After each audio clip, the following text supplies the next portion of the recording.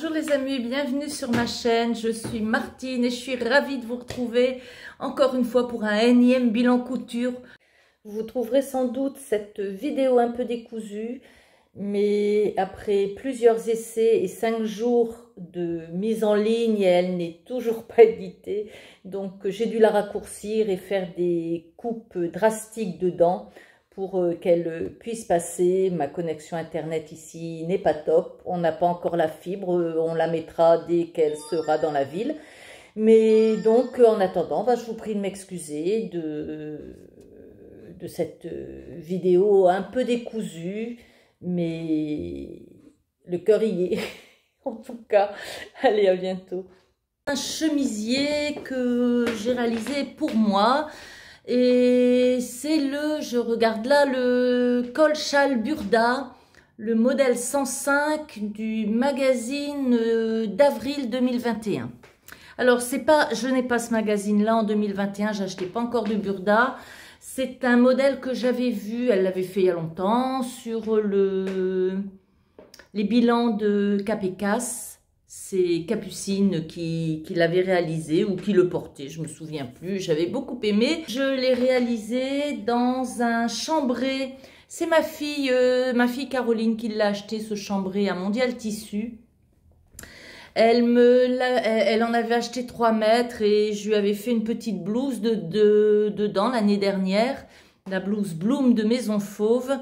Et comment dire, il en restait évidemment beaucoup, donc voilà, je me suis réalisé ce petit chemisier à col châle. C'est le col que j'aime bien, hein. Le chemisier, il est somme toute assez classique. Dans ce qui restait du coupon, il en reste encore, je vais vous montrer après une autre pièce que j'ai réalisée là-dedans.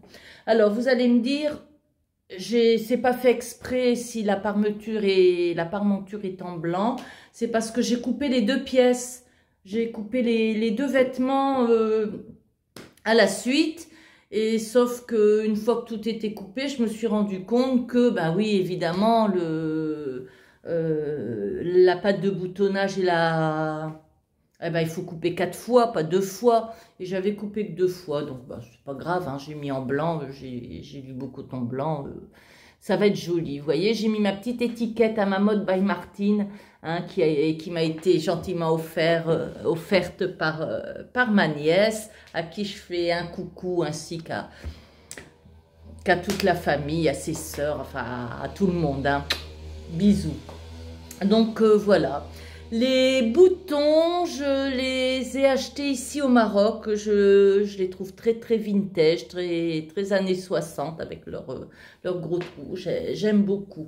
Alors, la blouse, elle est vraiment pas difficile à faire. Je n'ai pas le magazine, je vous l'ai dit, je l'ai acheté en PDF à l'époque sur le site de Burda. Donc c'est une blouse avec un empiècement qu'on monte avec la méthode du fourreau, des petites fronces sur le devant, un pli rond sur l'arrière, et puis c'est tout, hein. Le col châle se fait avec la bande de boutonnage. En fin de compte, la pièce c'est d'une seule pièce qui va jusqu'au milieu. Donc voilà, un petit ourlet, double rentrée 2x1 aux manches et en bas. Donc voilà, je vais vous montrer ça porté.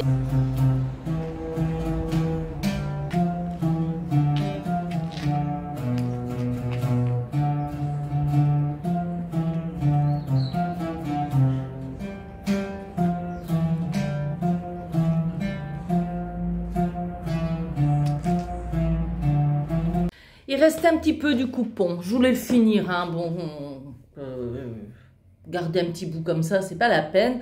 Donc, comme c'était ma fille qui avait acheté le tissu, je me suis dit que la fin du coupon, ce serait pour elle. Donc, j'ai réalisé ce short parce qu'il n'y avait pas grand-chose, il n'y avait pas suffisamment matière à faire autre chose. Donc, j'ai réalisé ce short qui est le short Leto de La Maison Victor. Alors, c'est le La Maison Victor numéro 4. de juillet-août 2021. Donc voilà, alors facile à faire, hein. Voilà, il y a une fausse braguette. Vous avez 3 coulisses, donc un élastique dans la coulisse du haut, un élastique dans la coulisse du bas et un cordon dans la coulisse du milieu que j'ai stoppé avec des petits embouts. Donc hein, comme je vous disais, il n'y a que 2 pièces, hein, 4 pièces, 2 devant, 2 dos. Et puis la ceinture, c'est pas une ceinture rapportée, c'est une ceinture à même qu'on replie. Je l'ai surjetée.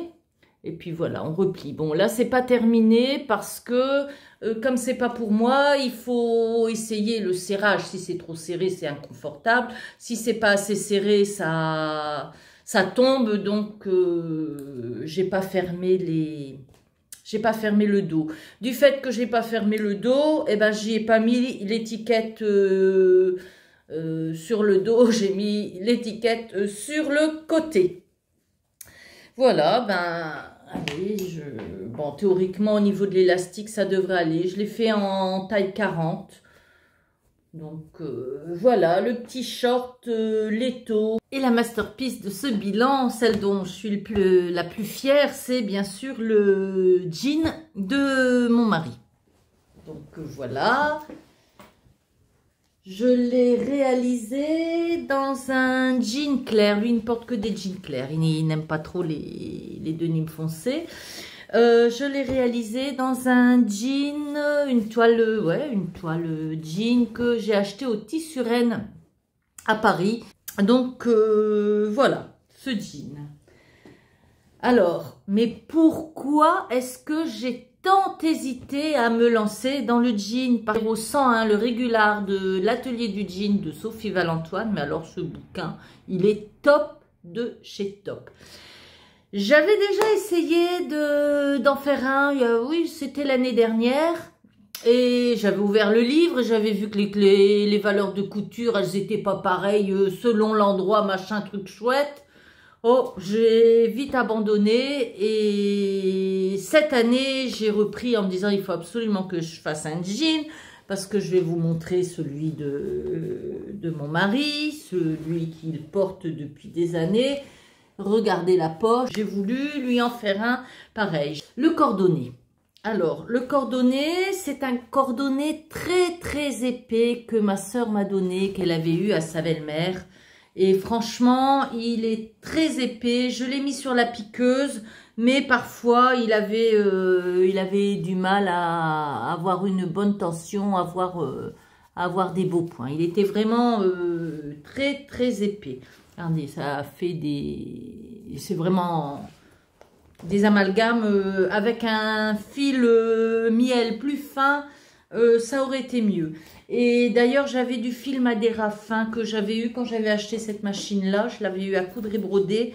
Et les passants, avec le gros cordonnet, j'ai pas réussi parce que il cassait à cause de l'épaisseur. Donc là, les passants, je les ai cousus avec ce fil Madeira.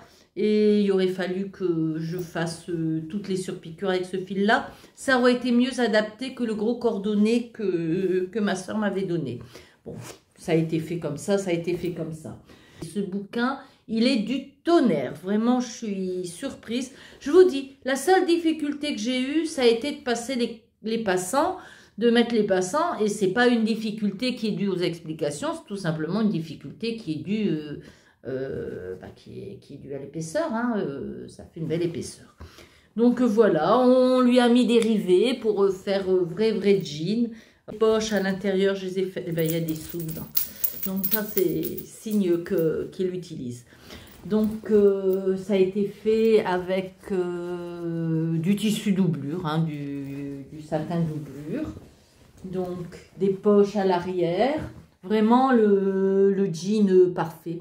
J'ai calculé sur l'ancien jean de mon mari 101 tours de taille. Donc ça correspondait dans le bouquin à la taille 38. J'ai donc coupé à la taille 38, mais avant de monter la ceinture, je lui ai dit, tu vas essayer, on verra. Et c'était un petit peu trop large. Donc, normalement, les coutures de côté qui ne sont pas en cornet devaient être de 1,2 et je les ai faites de 2 cm. Hein. J'ai dû élargir la marge de couture pour rétrécir un peu le jean. Mais c'est la seule modification que j'ai faite. Et puis après, en regardant la taille de celui-là, j'ai vu que c'était un taille 36. Donc la prochaine fois, parce que je vais lui en refaire, il n'y a pas de raison, la prochaine fois, je lui ferai en taille 36 au lieu de lui faire en taille 38. Mais autrement, c'est vraiment un jean, hein, pour faire la braguette, j'ai pas eu de difficulté. J'en avais une dans mon stock de braguettes pour jean, enfin tout est expliqué vraiment du tonnerre avec des photos. Il demande de faire une pièce d'étude, donc la pièce d'étude est vraiment expliquée pas à pas. C'est impeccable. Hein. Si je sais que vous êtes nombreuses à l'avoir ce livre et puis à faire comme moi, à y aller à reculons pour vous lancer, eh ben, allez de l'avant. Franchement, c'est un livre du tonnerre et vous allez réussir à faire votre jean. Hein. Moi, mon mari, qui est avare de compliments, croyez-moi, il m'a dit, oh vraiment, là, t'es une pro, t'es une pro. Et quand il l'a mis, ah ouais, si, c'est du travail de pro. Oh, j'étais fière comme Artaban, imaginez. Donc, voilà. En ce qui concerne les arcuates, hein, c'est le dessin qu'on a sur les poches. Bon, je fais tout simple, hein, je fais une double surpiqûre en V. Bon.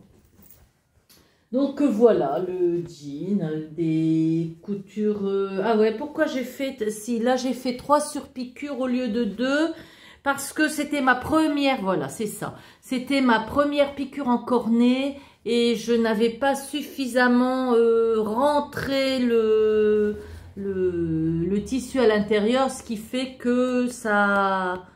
il y avait trop de surplus et ça partait. Donc j'ai fait une 3e surpiqûre pour bien tenir le cornet en place à plat. Bon, ça fait pas vilain d'avoir 3 surpiqûres au lieu de 2.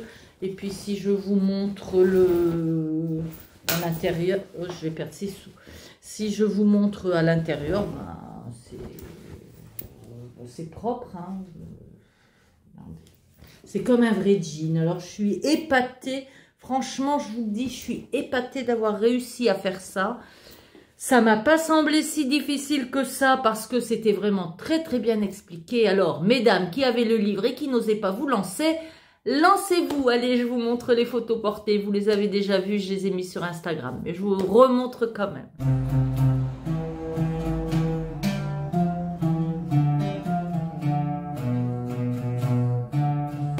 Le Noël de mon plus jeune fils, j'avais réalisé une veste Burda sur chemise veste hein, qui est sortie du Burda du mois de février 2023 qui était en workshop, c'est le numéro 130, je l'avais faite en taille 50 et mon fils n'avait pas aimé. Il avait aimé la coupe mais je l'avais fait dans un velours d'ameublement assez lourd, il n'avait pas aimé. C'est mon beau garçon qui a récupéré la veste. Hein. Rien ne se perd. Hein. Si ça ne plaît pas à l'un, ça plaît à l'autre. Il n'y a pas de souci. Mais j'avais dit à mon fils, je vais te la refaire puisque la coupe te plaît, c'est le tissu qui te plaît pas. Viens, on va aller choisir du tissu. On est allé chez Toto et il a choisi un tartan à carreaux. Et donc, je viens de lui refaire sa veste. C'est toujours la même, hein, la veste Burda qui est en workshop sur le magazine de février 2023. C'est une veste avec un col chemise, une bande de boutonnage, des pattes... on la voit pas bien parce que dans les carreaux ça se voit pas bien. Des pattes capucin aux manches. Elle est censée Et je l'avais faite comme ça. Elle est censée avoir deux poches, deux grandes poches là sur le devant. Et il n'a pas désiré que je les mette. Il m'a dit, oh, tu mets pas ces poches là, tu mets juste la petite poche là en haut. Donc voilà, elle est réalisée. Alors, j'ai eu du mal avec les carreaux. J'ai eu du mal avec les carreaux. Bon, il y a quand même, j'ai fait des raccords, hein, c'est aligné là, c'est aligné partout, hein, je dois dire, sauf,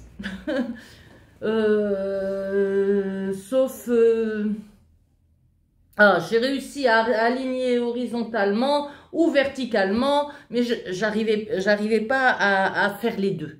À aligner des deux côtés. En plus, ben, j'avais pas pris suffisamment de tissu, donc il y a des moments où je n'ai pas pu. La poche, voilà. La première, je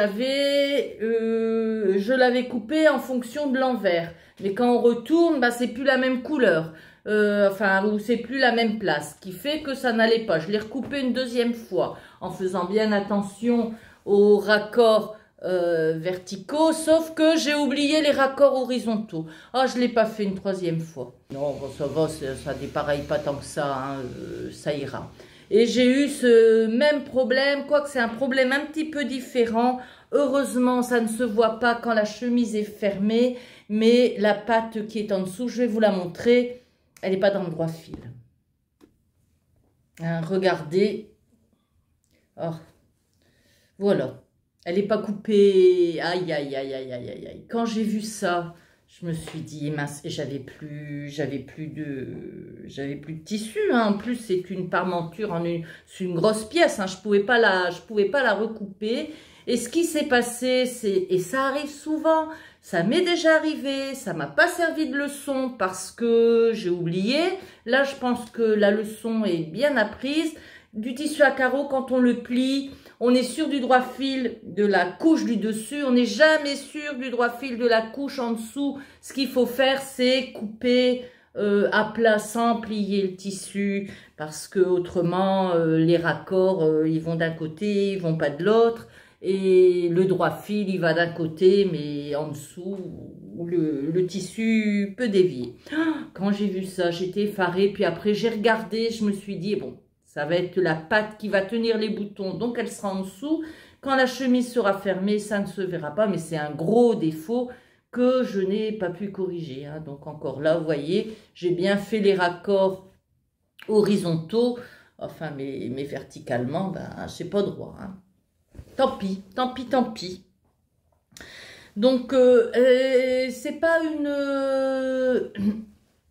une chemise qui est très difficile à faire, quoique c'est ridicule de dire c'est facile, c'est pas facile. Quand on sait pas faire, c'est difficile. Quand on sait faire, c'est facile. Ce qui est difficile, c'est d'apprendre. C'est pas les choses en elles-mêmes. Quand on sait les faire, elles sont toujours faciles.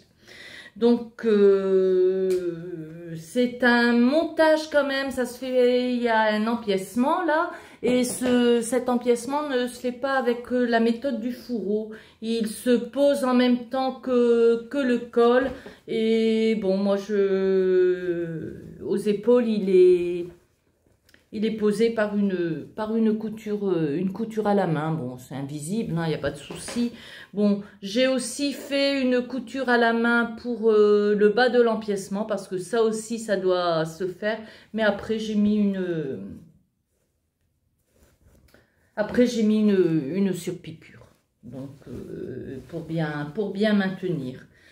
Donc, voilà, c'était en workshop, c'était bien expliqué. Hein, j'aurai sans doute toute cette histoire d'empiècement, puisque cet empiècement-là, il se coince, c'est l'empiècement devant, la parmenture devant qui se coince en dessous de l'empiècement dos, qui doit se monter en même temps que le col. Bon, si ça avait été des explications burda, sans dessin, sans workshop, j'aurais sans doute galéré pas mal. Mais là, c'était pas le cas, puisqu'il y avait les dessins. Pareil pour la patte capucin. Quoique la patte capucin, j'ai pas dû, malgré les dessins, j'ai pas dû faire comme il fallait. Parce que je me retrouve là avec ça s'effiloche parce que c'est rentré nulle part ce truc. Donc j'ai dû faire quelque chose qu'il fallait pas. J'ai mis un petit bout de thermocollant pour éviter que ça s'effiloche trop. C'est à l'intérieur, c'est pas si grave que ça, mais là j'ai pas réussi à faire. Ça arrive, hein, on peut pas savoir tout faire. Hein. Donc voilà. La blouse, non c'est pas une blouse, la surchemise pour le Noël de mon fils. Bon, elle est en retard, mais bon, je ne peux pas vous la montrer portée puisque j'ai pas mon fils avec moi. Bon, vous l'avez vu, vous avez vu comment elle lui allait sur la vidéo que j'avais faite sur mes cadeaux de Noël fait main. Vous transposez. Vous enlevez le tissu, votre imagination ajoute celui-là et puis vous verrez la veste telle qu'elle est. Et voilà cette vidéo qui se termine. Donc je vous retrouve vraisemblablement. Je vais essayer de vous retrouver la semaine prochaine pour montrer mes autres activités, broderie, tricot et peinture sur soie, puisque je vais vous montrer ce fameux foulard. En attendant, je vous dis bye bye, salut!